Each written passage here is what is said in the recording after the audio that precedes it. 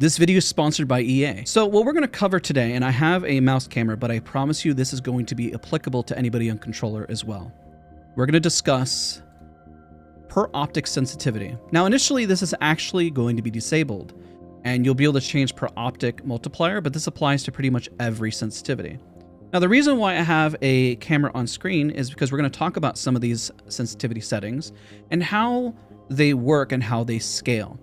So let's talk about one of the most simple terms of how per optic can help you and how it can probably be a little overwhelming. So let's say you are using a sensitivity that might be either a little too fast or a little too slow. Let's just go on the extreme and say we're using 0.2 sensitivity. Now, the problem whenever you ADS with a high magnification is that you're going to find that it's very slow to control. Look at my mouse pad and how much I have to move and how little I have here. Now, this is a very low sensitivity. I am using 1600 dpi at the moment, and this is at 0.2. Now, at 0.2, I can lift a few times and still won't be able to do a full 360 because it is just that slow of a sensitivity. Now, what's interesting is that you can change this optic. Let's just say we want to change the 4x magnification. We can match it to the Hipfire, so it's the exact same. So let's say, and I'm going to put it on screen as well, these are the variables that work across every single sensitivity. You can be a 1.2, you can be a 0.2, you can be a 0.66. It doesn't matter. These values are always the same because there's always a multiplier on how this works. So just for simplicity's sake, right now, what we're going to do is we're going to change this to match our Hipfire. So our Hipfire would be at 4.37. Now our Hipfire is going to match the same as a 4x. Now, the first question you might be having already is, why does it seem like the sensitivity is much faster, though? But it's still the same distance. Look at the distance here, moving left and right from this point A to point B. Now, I do have to move my mouse a little bit, so I have this at least face here. You can see I'm on the left side of her face, right? And if I move over, it goes to, let's say, about the middle of her face. Maybe not so much. Maybe around her eye, sorry. So we're around the eye, going back and forth, back and forth. Now the same thing, ready? It's the same movement.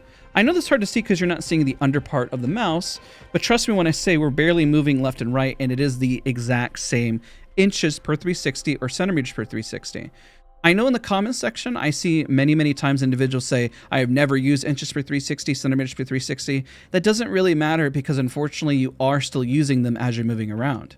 Remember that it doesn't change your sensitivity. Let's say we use a much faster one. Let's just say we're just going to use 1, or let's do like 0.66, which is exactly 15 inches per 360. Okay. Now what we're going to do is we're going to we'll just use the 1x as well on this. And we're going to do a full 360 movement, right? You're going to see on the mouse pad right here. Ready? So if we're right in the center right here on the Apex logo, and then we go all the way around, it's right about there. That was about the edge, right? So now what we're going to do is we want to change that 1x multiplier to match the same thing, right? So that would be, just for consistency's sake, 1.25, same that we've been showing on the graph. And we're going to zoom in. Ready? Let's take a look on the far edge. Not the exact science because I'm not going to the exact spot, but we go all the way around about the same spot, right around there. Let's on ADS. Let's showcase that again. Go all the way around. There you go. See how my arm is moving relatively. Keep in mind, you know, that up and down movement. I needed pretty much like a computer to go and just go across the screen and do it perfectly, but now you're getting it. Now, remember when you're ADSing and saying, well, why does it look so fast? Let's give the same exact example here. And we're going to go to a low FOV, right? And just do Hipfire. Hipfire. Go all the way around, right? Stops at the same spot. Now we're going to do the same thing and raise that FOV to 110. Let's go around again, all the way around the edge, give or take. Some human error occurs, and we're right around that same spot.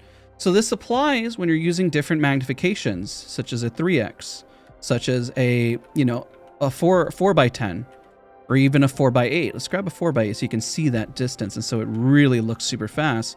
But you're getting that same inches per 360. Or the same movement, because you're getting a faster speed and it's technically matching whenever you go in. So let's see, the Optic for an 8X is going to be 8.79. So let's go ahead and change that. 8.79. Now you might run into some issues where it's not exactly perfect, and that's okay. If it's not perfect, where it does, well, when I say perfect, that it doesn't scale perfectly, because you might have a sensitivity that's either too slow or too fast, and you might need to change some of your variables. So let's go ahead and showcase this now. Perfect. With an 8X going all the way around. It's going to be very, it's going to look very fast. Okay, so we've shown this many times. This is now matching the same Hipfire, moving my arm all the way over here. Ready?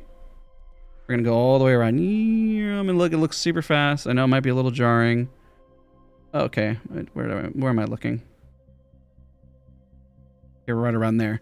I might have like overshot. Let's try this one more time, shall we? We go all the way around. Oh, I overshot it. Whoops. Okay. So I am kind of around the same spot.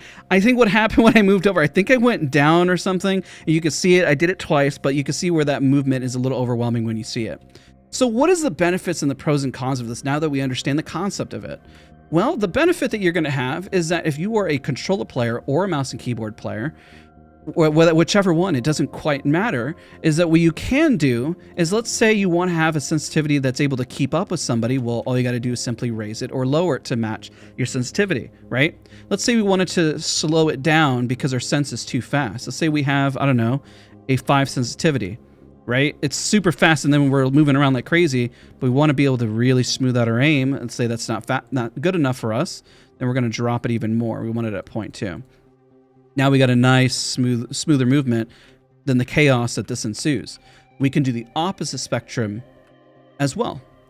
Let's say we have a super slow sensitivity like we were discussing, but we don't necessarily want to match it to Hipfire, but we want to go a little faster, right? Let's say we want it to feel around like a 5, right? This is really slow, but now look at that. A little bit more manageable, but now we have this movement in case we want it.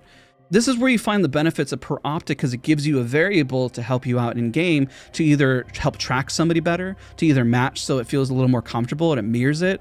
Maybe the FOV, the way it scales, doesn't feel comfortable for you, and so you decide to adjust it. So there's a lot of different reasons why you would do this, and the reason I'm making this video because I want it to be evergreen content talking about those concepts and really simplifying it for you, and so you see it in real time.